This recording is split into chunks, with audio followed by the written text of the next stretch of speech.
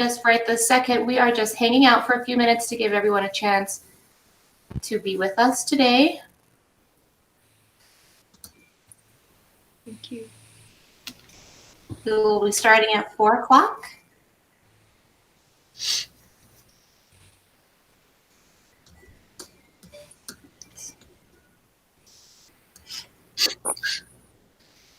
No eyes on us yet, so we're actually 2 people are watching. Hello, the 2 people that are watching. I think one of them is me actually in my other screen, but we're just giving it a couple of minutes, letting everybody have a chance to sign on, and then we will get our presentation for the day started. Okay.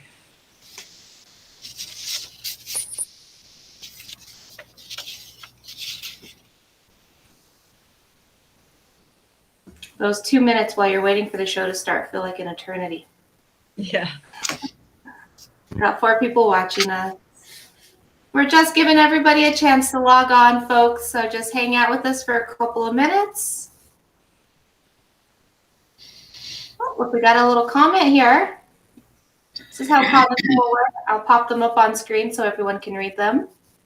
Okay.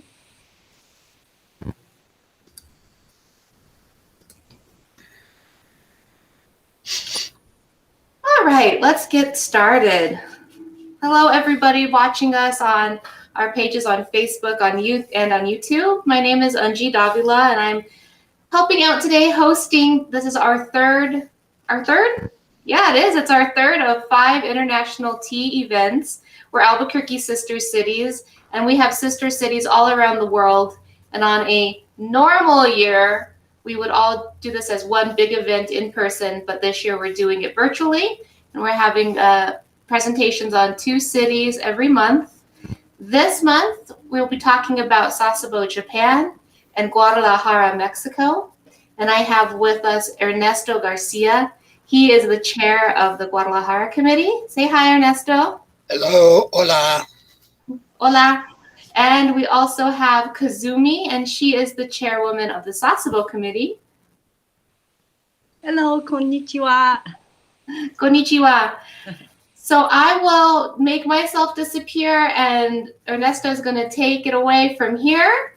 Guadalajara will be going first, and then Sasebo will finish off the show today. If you have any questions, please type them in. I will be moderating and popping those questions up for everybody to see and respond to, and we really hope you enjoy the show today.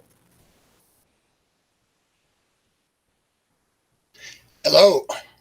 Hola. ¿Qué tal ustedes?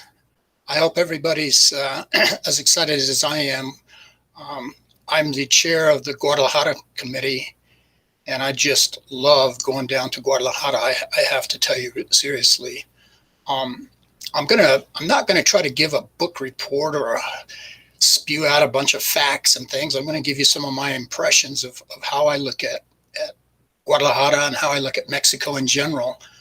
All the pictures that you're going to see, I took every single one of those pictures. I'm the photographer.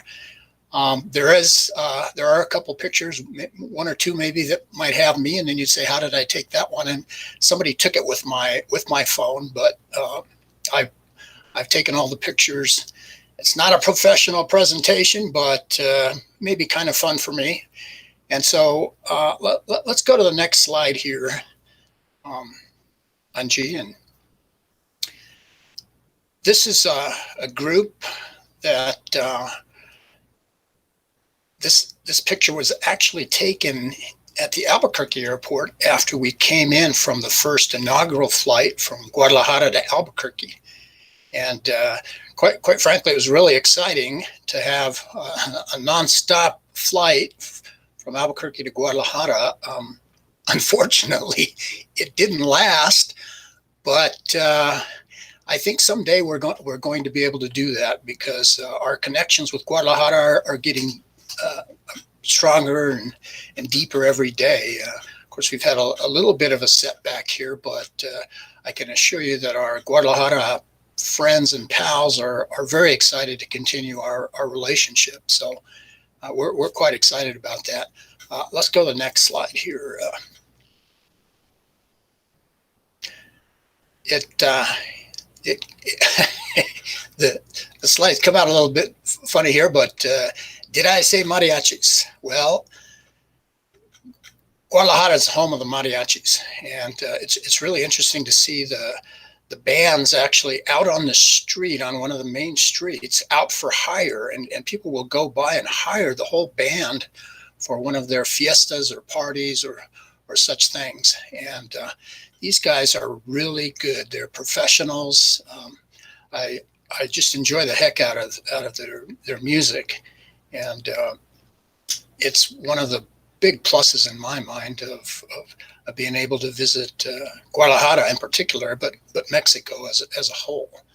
Let's go to the next slide here. This is a group.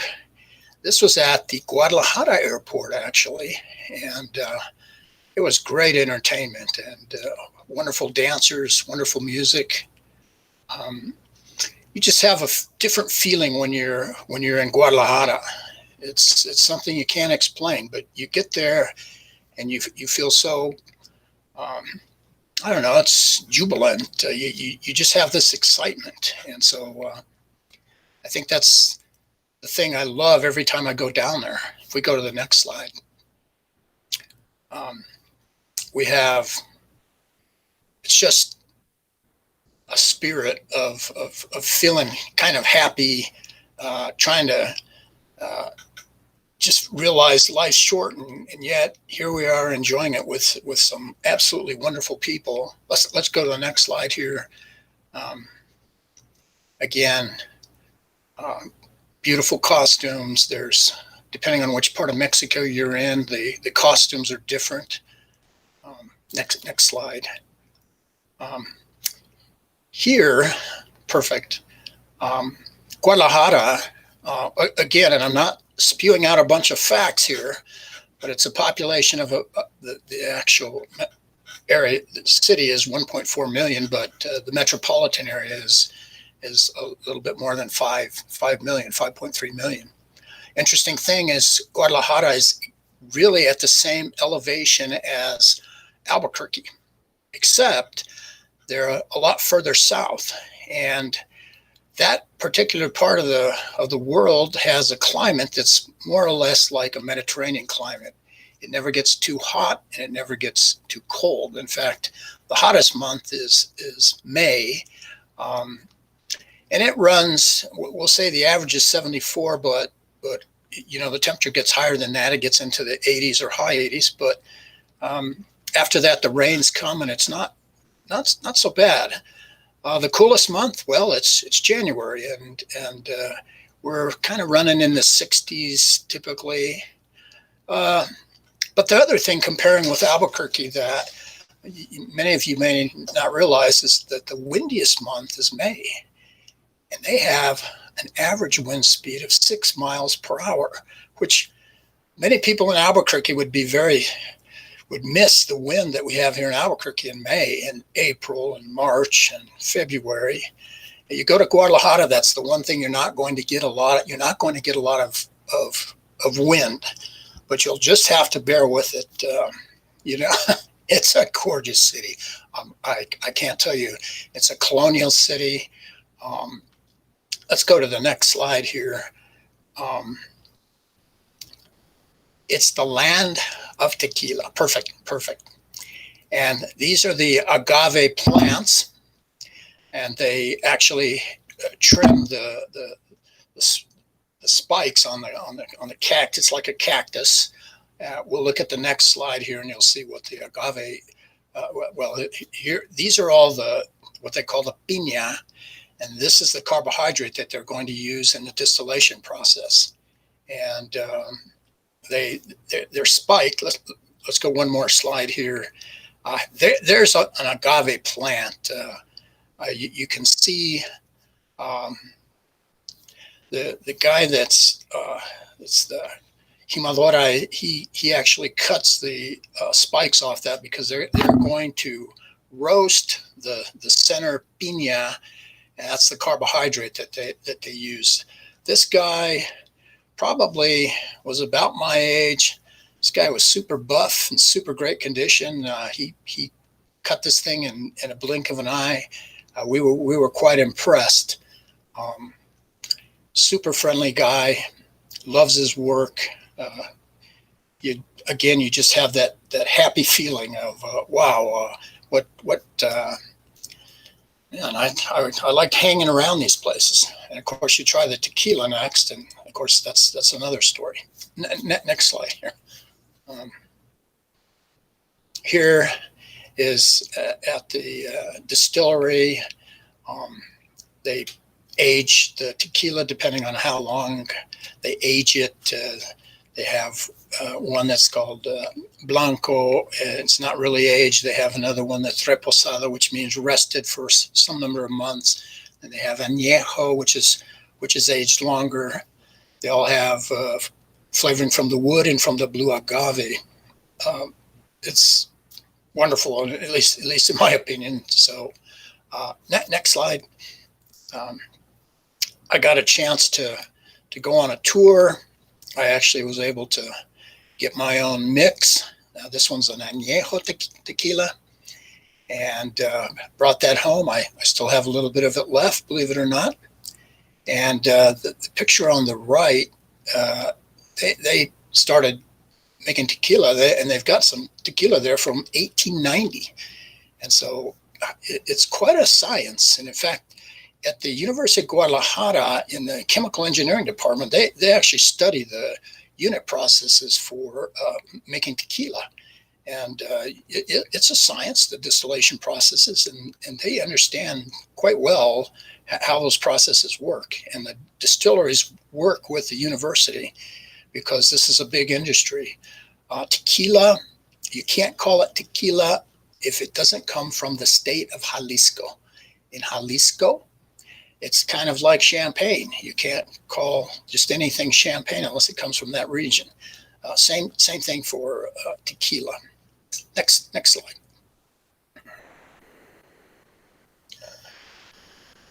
Guadalajara is really in Mexico is really a cultural paradise.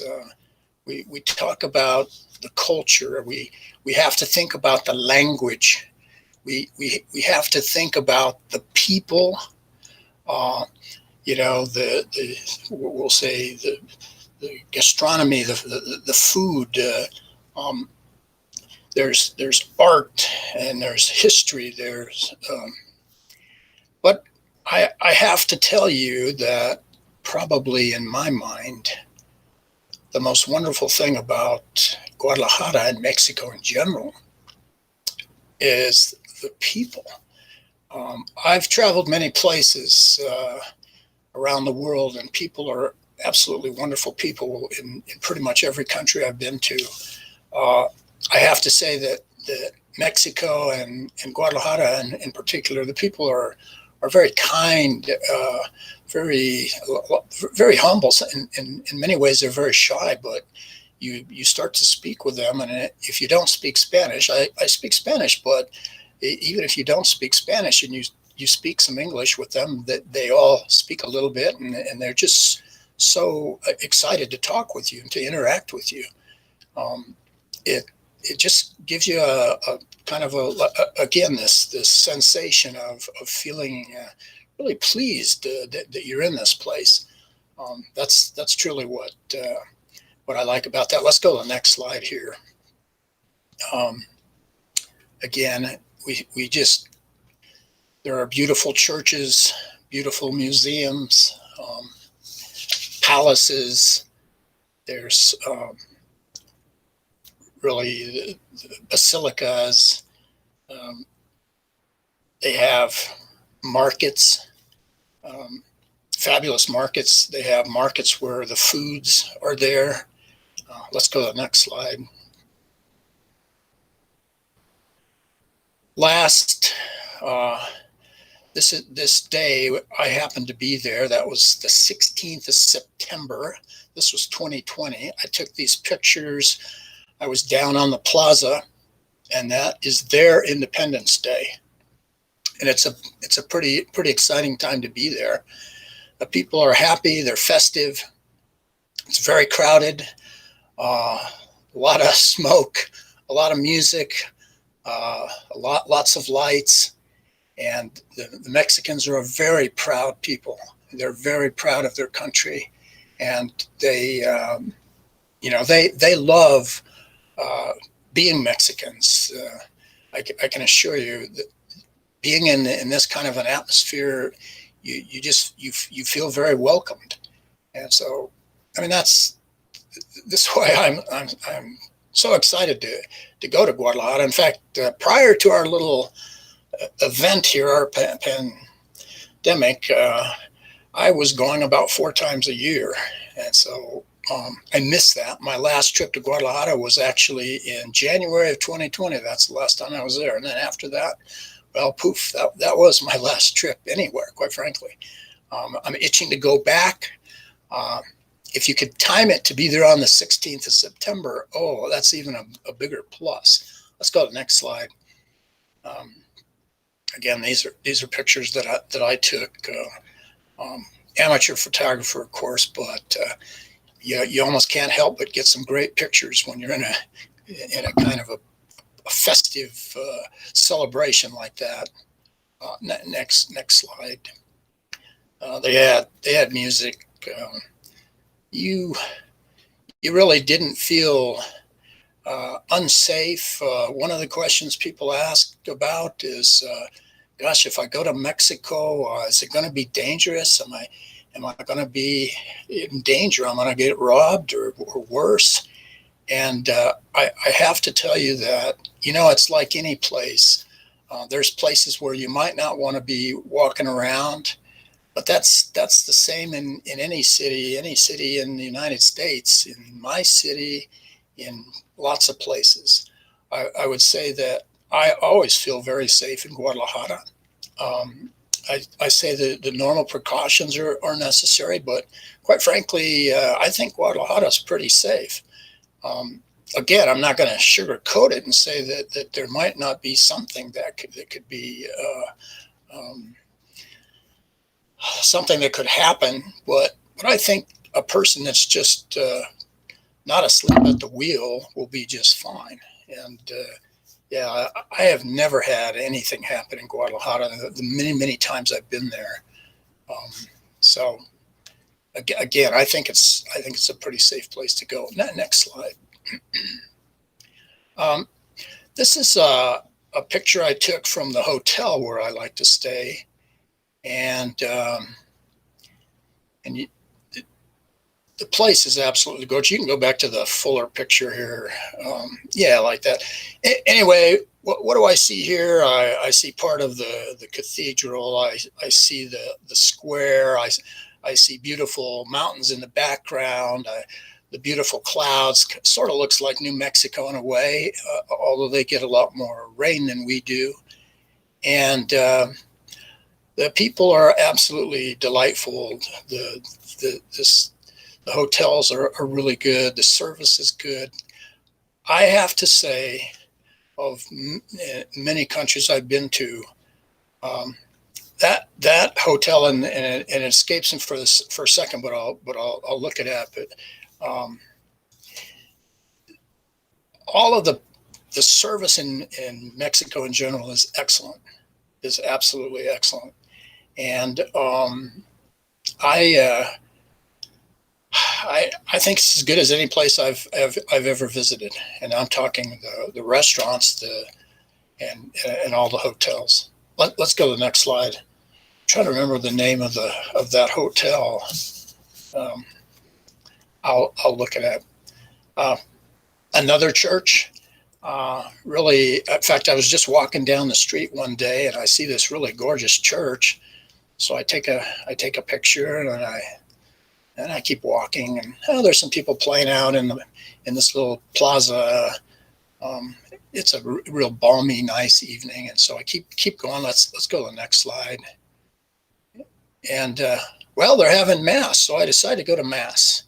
And I didn't want to look like a terrible tourist taking pictures. I snuck a picture, but nobody seemed to mind. But yeah, that was in the kind of the late afternoon. It was maybe about 7, maybe. and they're having mass. Mexico is in many ways is a religious and not religious. Some people they are very conservative. I would say they are that way. Um, they're very polite, quite frankly. Next slide. And I have a little thing here, and I say the people are wonderful. This is a group that I had worked with in the robotics area, and again, if they're not the sweetest people, they have to be in the top, whatever, 10. They're wonderful people. We just have a great time. Let's go to the next slide here. We have connections with Guadalajara. In fact, our mayor, who's really is done a very good job of trying to make these kinds of connections, has been very interested in having ties with Guadalajara, business ties, I think, but also cultural ties. And we're in the process of thinking about could we even maybe have the soccer or football, not football Americano, but soccer. Maybe we end up with some games here in the future. There's interest on both sides, so we'll have to see what happens. And of course, Tim has been a real supporter of our connections with Guadalajara. So we're really we're very thankful that the city of Albuquerque is so supportive. These are almost all of them are Mexican. There's two of us here that are visitors, but we're treated like royalty every time we go. The fellow in the center is a very good friend, Don Alonso. He's an entrepreneur and he's a philanthropist. He's a very kind and generous man, and the people again. I'd have to say that's to me is the biggest thing. And you go on a trip and then you say, but how am I going to interact with people? Because you go on a trip and you never interact with the locals, and that's an advantage of sister cities. If you go on a sister cities trip, you get that opportunity, and that's the deal. I think that's what we like. Let's see. We're at 22 minutes. I said 20 minutes, but you get started, and hey, what do I like the best? I love food. So food is what I love, and the food in Mexico is incredible here. This is a chile relleno. This lady's preparing guacamole at your table side. Let's move on here. This is my favorite picture. This is a boiling batch of a hot salsa in a molcajete, a volcanic dish that was hot, and this thing's actually boiling, and they dropped some cheese down in the middle of it, and it was as good as it looks. I can tell you that. Next slide. Here's a big one. That'd be quite a bit of that would feed a lot of people, I would think. Next slide. Food. That's my problem. I love food. Next slide. What can I say?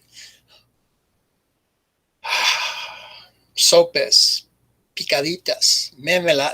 There's a lot of different names. It's all fresh. The tortillas are made fresh. All the ingredients are fresh. There are no preservatives. And as you can see, they're absolutely wonderful. NH Collection. Thank you, Dave. I appreciate it. Let's see. This picture's a little distorted, but it is roasted corn, maize, and is that good? And it's sweet and it's spicy, and you think you're in heaven. Next slide. My pals, this is a small little restaurant. She's pointing to my fresh squeezed orange juice, And there's my fresh squeezed orange juice. You order orange juice over there, you get this giant orange juice, and it's fresh squeezed. And you know what fresh squeeze tastes like? Not even very expensive. Um, Here we go.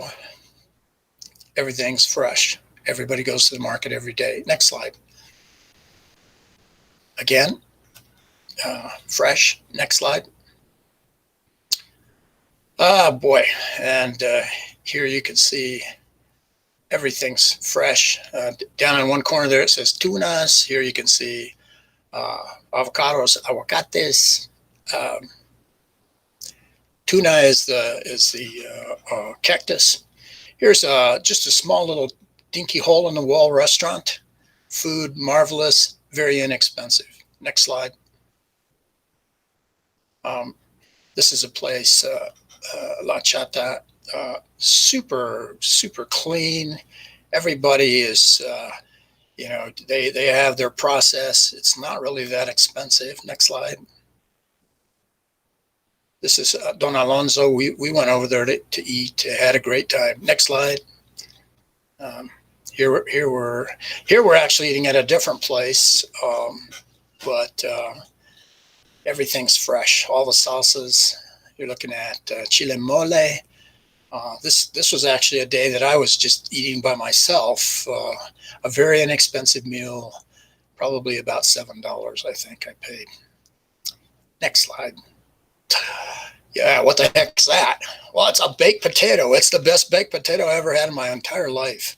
It's got, well, I can see mushrooms, that you can see the cheese, the guacamole, the salsa. Next slide. I can't stand it. Again, a real nice restaurant. Next slide. My very, very good friend in Guadalajara, Adriana. Next slide. This is another restaurant that's just tremendous. The food here, they have incredible restaurants in Guadalajara. Next slide. And sitting out on the plaza, I was just drinking a beer. Next slide. And you can go the mix on this one. But this little kid is the cutest little kid I ever saw in my life, and he's running around, and everybody's just happy. That's what you got. That's what you have in Guadalajara. Quite frankly, it's a wonderful place, and you do feel safe. Next slide. And that's it, folks. Thank you so much. I encourage you to join Albuquerque Sister Cities. You want to come down to Guadalajara? We had to cancel a trip this last year, but maybe next year we're going to organize a trip to head back down. Thanks. My mouth is drooling. That all looked so good. Can you tell me again what that soup was with the cheese on top and the volcanic bowl? That was a hot salsa. That was salsa? Oh man. It was salsa. Yum. Well, thank you so much, Ernesto. That was fantastic. I can't wait for the chance to go visit myself. You'd love it. Next up, we have Kazumi. And Kazumi is the chairwoman of our Sasebo committee, and she's going to be teaching us all about Sasebo, Japan today. Oh, she's going to need just a second. There she is. Hello, I'm Kazumi, and thank you for the introduction. Thank you for joining us on Facebook Live today. Actually, I was born and raised in Sasebo, Japan. And then I came to Albuquerque as an exchange student. So I have two homes, Sasebo and then Albuquerque. Today, I'd like to give you some background of our long-lasting relationship and friendship with Sasebo. So we want to show you some videos of the Sasebo. So Sasebo is located on the Kyushu Island. That is the south island of the main island. And then it's about 600 miles southwest from Tokyo. And it's also 45 minutes from Nagasaki is the prefecture's capital. And then 78 miles from Fukuoka is the largest city on Kyushu. And Sasebo has a harbor and surrounded by ocean, the water, and contrast with Albuquerque. and also has only one military base on the Kyushu Island. And then I have to say, Sasebo people are most friendly, and then you feel always welcome when you go there. And they also try to speak to you in English. And so I one day you can go and visit them. Sasebo and then Albuquerque have become sister city in 1966. Yes, we have been sister city over 50 years. And then Sasebo is our first sister city. So about 2016, we celebrated our 50th anniversary. So I want you to see the next slide when Albuquerque delegation went to visit Sasebo, led by Mayor Barry. And then we really had a wonderful visit in Sasebo. So enjoy that.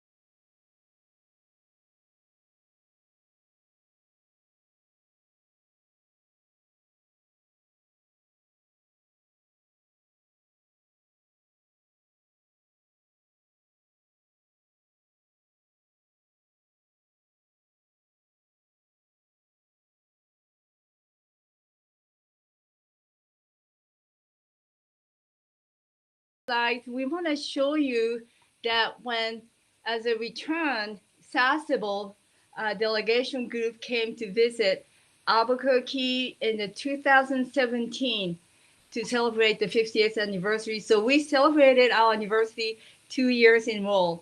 So again, enjoy those slides.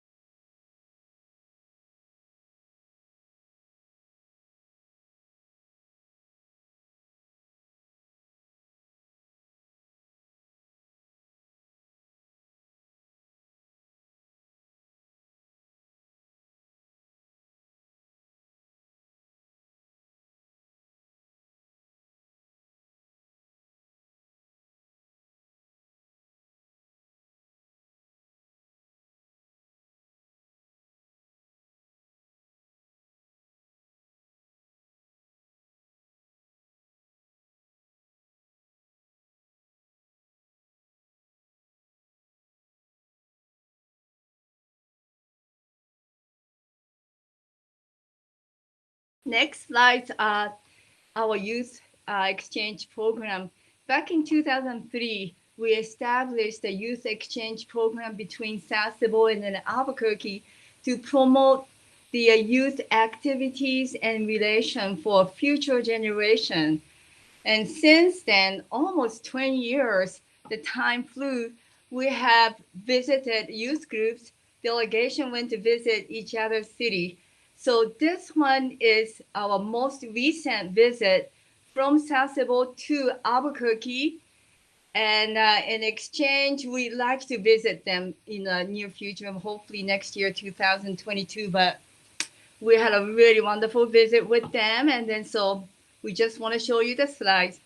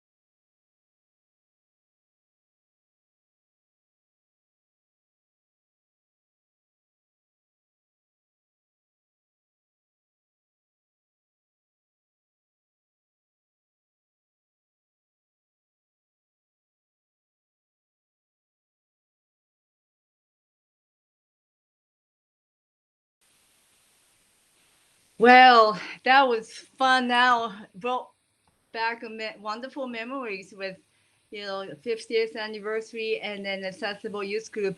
Next, we want to show you the Sasebo City's beautiful tour spots with the taiko drum music, so it's more lively. Enjoy it.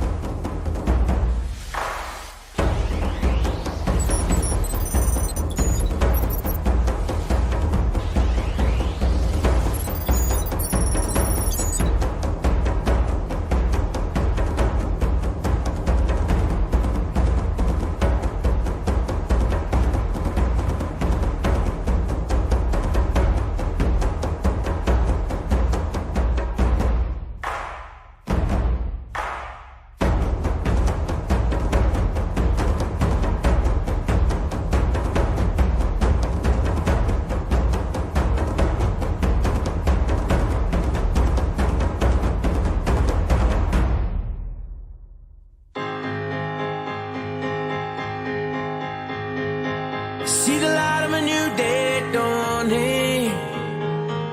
Feel the love from a beating heart. And catch a ride to the top of the world. This is where we start. No, we can't make it last forever. We gotta use all the time we have. And you know that we'll never say never if we ever get the chance. And it's good to be alive. It's good to be alive. This feeling's running high. Life is calling and the world is beautiful. Na, na, na, na, na. Na, na, na, na, na.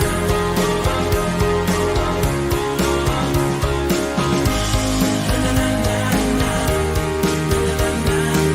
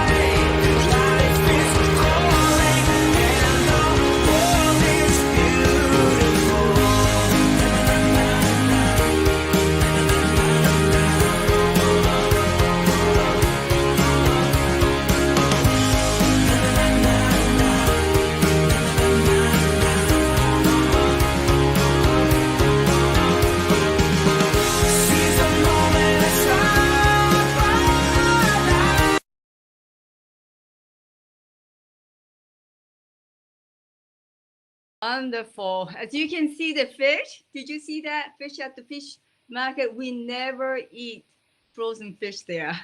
So you can have a fresh fish all the time. Well, next, I like to show you a short video of Japanese Sasebo garden right here in Albuquerque. Please discover it if you haven't, and then enjoy walking through with us this beautiful Japanese Sasebo garden right here on the southwest of New Mexico, USA. Tanaka Toru, he is a garden designer. He wanted to create this atmosphere that showing west meeting east, and then so you will see the uniqueness of the garden. So please enjoy it.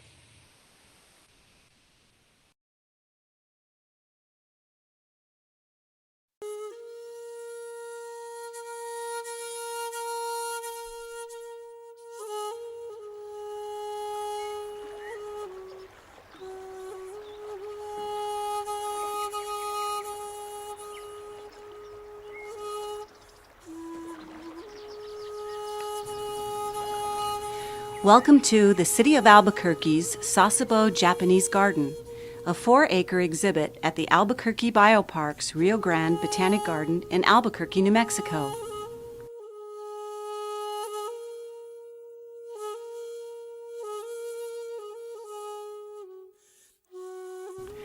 The Sasebo Japanese Garden was developed by the Albuquerque Cultural Services Department to honor the sister city relationship between Albuquerque and Sasebo, Japan.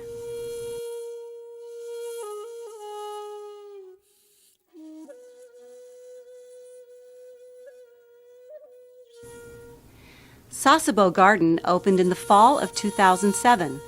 The garden is sited with a view of the Sandia Mountains and within a mature cottonwood forest adjacent to one of the most important rivers in the Southwest, the Rio Grande.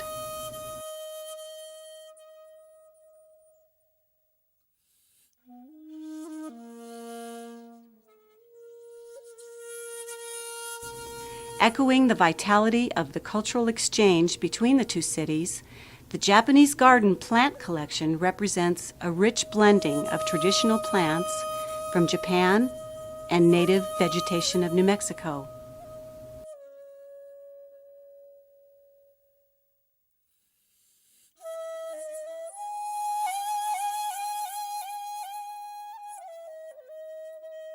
Mr. Toru Tanaka, an internationally renowned Japanese garden design consultant, created the Sasebo Garden Design Plan and oversaw its implementation by Biopark staff.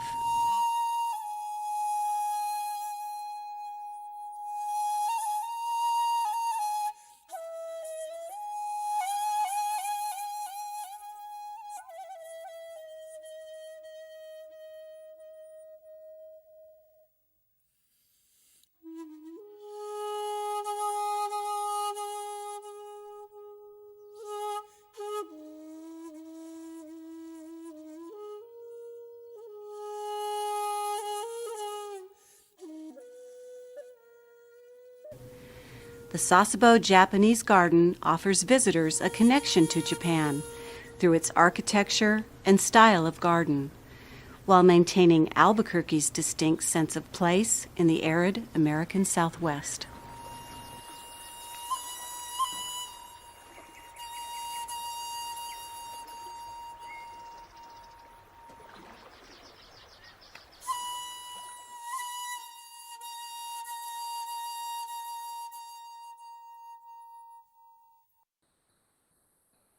Oh, that was so beautiful. So please go and visit Japanese Sasebo Garden here at the Albuquerque Biopark. Next, I want to show you short video of the Japanese tea ceremony. Usually we have international tea gathering, and then I have a table to serve you green tea. And this time, I like to enjoy the really traditional Japanese tea ceremony, and then that we perform in Japan. And then please enjoy the next video of Japanese chado matcha tea ceremony.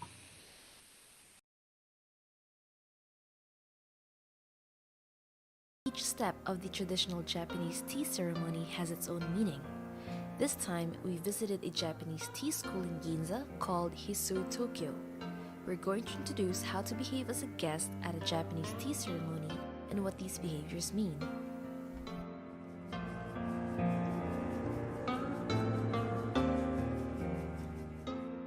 First of all, you have to crawl into the tea ceremony room through a small door called Nijiriguchi. This is because in the old times, samurai were not allowed to carry their sword into the room. In short, by removing your sword and lowering your head, everyone who enters through this door becomes equal in the tea ceremony room. Once you enter the room, proceed to view the hanging roll, the flowers, the cauldron, and other tea equipment that are already placed in the room while calming yourself down. Then return to your own seat. You will be served with Japanese cakes while the host is making the tea. Consuming the cakes before the tea makes the tea tastier. Now let's drink the tea. The host places the tea bowl with the bowl design facing you. As a guest, you have to turn the bowl clockwise twice to avoid the design. This is because it is a respectful and humble way to not drink from its front. Japanese tea ceremony embodies all the essence of Japanese spirits. If you have a chance, please have a wonderful time and feel zen at a Japanese tea ceremony.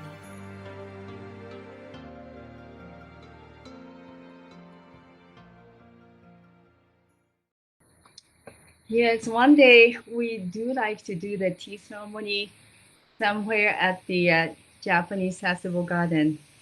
And next, we'd like to show you another short video of Sasebo.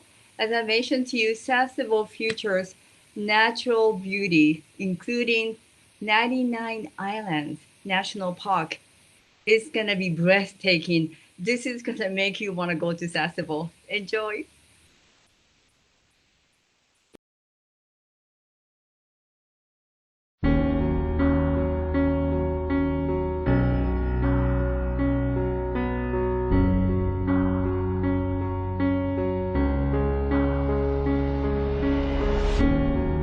Here we are, living in the moment. And here we are, dreaming in the open. Now look around, isn't this a new day? Make a move, doing things a new way. A new way. 'Cause this is our world, and this is our time. These are our plans. We're gonna let them shine. This is our place in the human race, and we won't stop dreaming. No, we won't stop dreaming. This is our world, and this is our time. And these are our plans.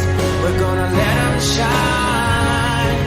This is our place in the human race, and we won't stop dreaming. No, we won't stop dreaming. Standing at the crossroads, feeling how the wind blows. We can soar above the clouds.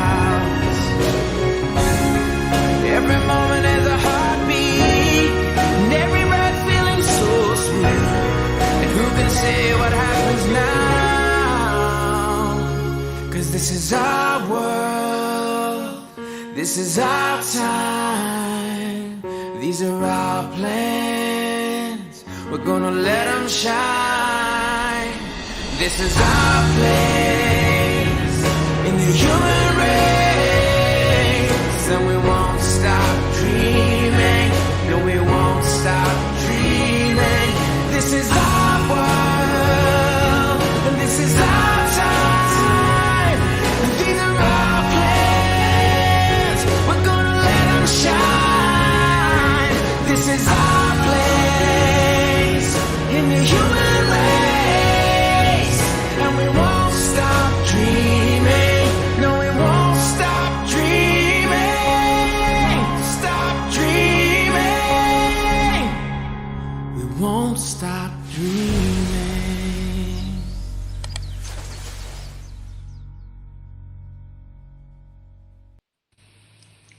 that was the end of our presentation. I hope you enjoyed it.